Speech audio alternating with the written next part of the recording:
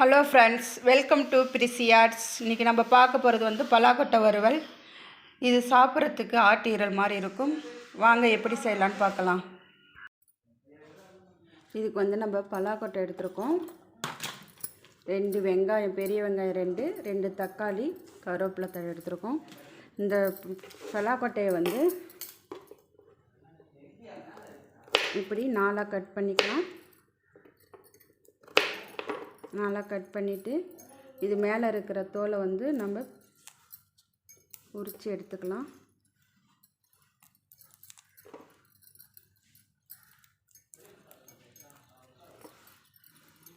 எல்லா பலாக்கொட்டையும் நான் உரிச்சிட்டு அடுத்து பார்க்கலாம். இப்போ வந்து நம்ம 2 பெரிய வெங்காயத்தையும் பொடி பொடியாக கட் பண்ணி வச்சுருக்கோம். 2 தக்காளியை கட் பண்ணி வச்சுருக்கோம். நம்ம எடுத்த பலாக்கொட்டையும் 4 கட் பண்ணி தோலை உரித்து வச்சுருக்கோம். கொஞ்சம் கருவேப்பிலை, இஞ்சி பூண்டு பேஸ்ட்டு அரைச்சி வச்சுருக்கோம். வாங்க இப்போ பார்க்கலாம். அடுப்பில் வந்து பேனை வச்சு பற்ற வச்சுக்கலாம்.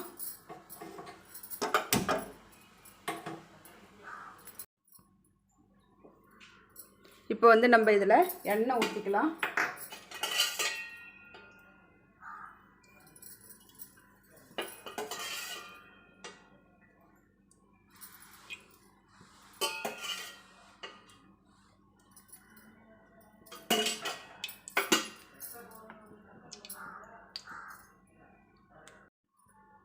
இப்போ வந்து நம்ம தாளிக்கிறதுக்கு வந்து பெருஞ்சீரகம் கொஞ்சோண்டு, 2 துண்டு பட்டை, 1 ஏலக்காய், 2 கிராம்பு எடுத்துருக்கோம் தாளிக்கிறதுக்கு. இதை போட்டு இப்போ நம்ம தாளிச்சிக்கலாம்.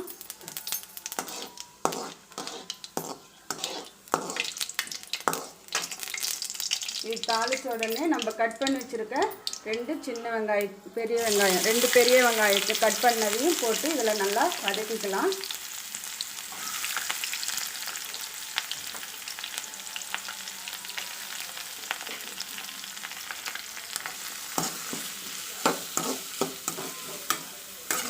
இதை போட்டு நல்லா வெங்காயத்தை நல்லா வதக்கிக்கலாம்.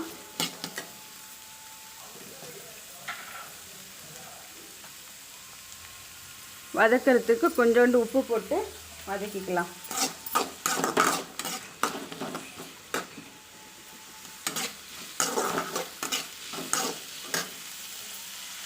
வெங்காயம் நல்லா வதங்கினதுக்கு அப்புறம் தான் நம்ம இஞ்சி பூண்டு பேஸ்ட்டு போட்டு வதக்கணும்.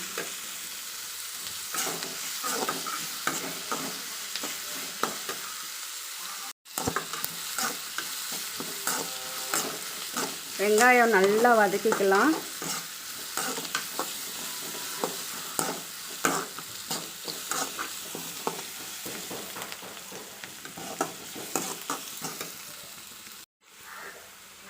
இப்போ வந்து நம்ம வெங்காயம் நல்லா வதங்கிடுச்சு. வதங்கினதுக்கப்புறம் நம்ம 1 ஸ்பூன் வந்து இஞ்சி பூண்டு பேஸ்ட் வந்து இதில் சேர்த்துக்கலாம். இஞ்சி பூண்டு பேஸ்ட் வந்து பச்சை வாசனை போக நல்லா வதக்கிக்கலாம்.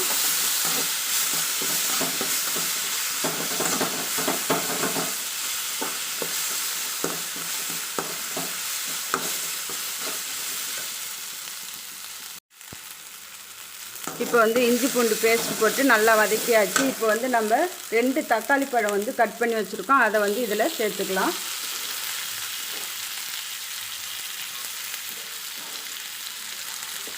தக்காளியை சேர்த்து இதில் நல்லா வதங்கணும்.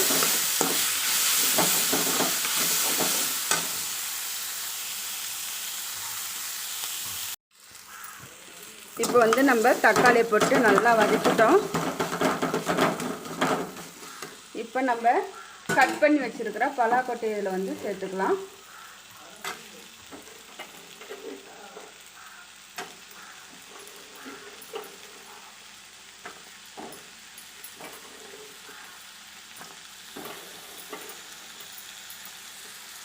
பலாக்கொட்டையை சேர்த்து இந்த மசாலாவில் எல்லாம் பெரட்டி விட்டு ஒரு 3 நிமிஷம் நல்லா பெரட்டி வதக்கிக்கலாம்.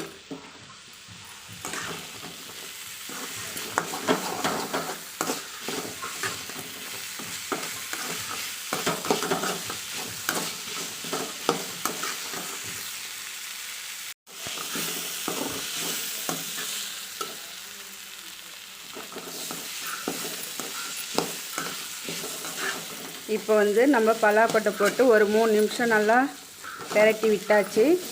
இப்போ வந்து நம்ம இதில் குழம்புத்தூள் சேர்த்துக்கலாம். கொஞ்சமாக மஞ்சள்தூள் சேர்த்துப்போம்.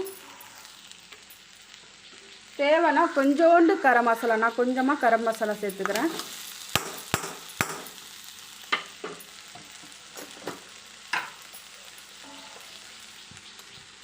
ரெண்டு ஸ்பூன் வந்து குழம்புத்தூள் சேர்த்துக்கிறேன். நீங்கள் தனி மிளகாத்தூள் மல்லித்தூள் இருந்தால் சேர்த்துக்கங்க. நான் குழம்புத்தூளை சேர்த்துக்கிறேன். இந்த போட்ட மசாலாலாம் வந்து இந்த காயிலெல்லாம் சேர்ந்து வர மாதிரி நல்லா வதக்கலாம்.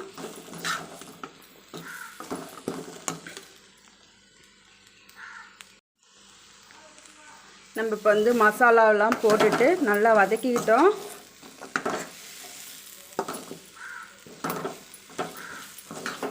இப்போ வந்து நம்ம இந்த பலாக்கொட்டை வந்து வேகிற அளவுக்கு நம்ம தண்ணி ஊற்றிக்கலாம். நான் இப்போ வந்து இது மொழுகிற அளவுக்கு ஊற்றிக்கிறேன். பலாக்கொட்டை இப்படி மொழுகிற அளவுக்கு தண்ணி ஊற்றிக்கலாம். இப்போ வந்து நம்ம பலாக்கொட்டைக்கு தேவையான உப்பை வந்து இதில் ஆட் பண்ணிக்கலாம்.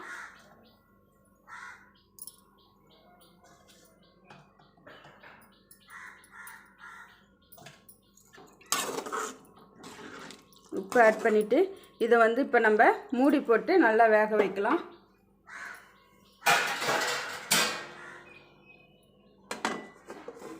மூடி போட்டு நம்ம நல்லா வேக வைக்கலாம். அதுக்கப்புறம் பார்ப்போம். இப்போ வந்து நம்ம மூடியை திறந்து கிண்டி விடலாம்.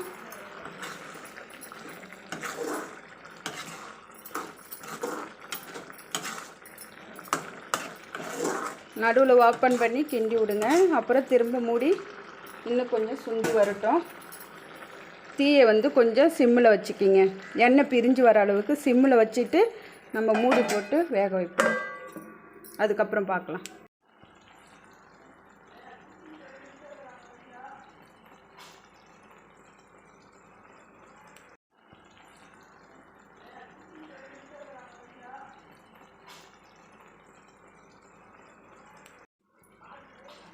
இப்போ வந்து நம்ம கிண்டி விட்டுக்கலாம். பலாக்கொட்டை வந்து வெந்துருச்சான்னு பார்க்கலாம். கரண்டியால் வந்து ஒரு பலாக்கொட்டையை இப்படி நசுக்கி பார்ப்போம். இந்த உடையுது. அப்போ வெந்துருச்சு. பலாக்கொட்டை வந்து வெந்துருச்சு. இப்போ இந்த ஸ்டேஜில் வந்து நம்ம கொஞ்சோண்டு மிளகுத்தூள், அரை ஸ்பூன் வந்து மிளகுத்தூள் ஆட் பண்ணிக்கலாம். ஆட் பண்ணி கிண்டி விட்டுக்குங்க. கிண்டி விட்டுட்டு இதை இப்படியே சிம்மில் வச்சு இன்னும் ஒரு 3 நிமிஷம் சிம்மில் இருக்கட்டும். எண்ணெய் பிரிஞ்சு வர அளவுக்கு இருக்கட்டும்.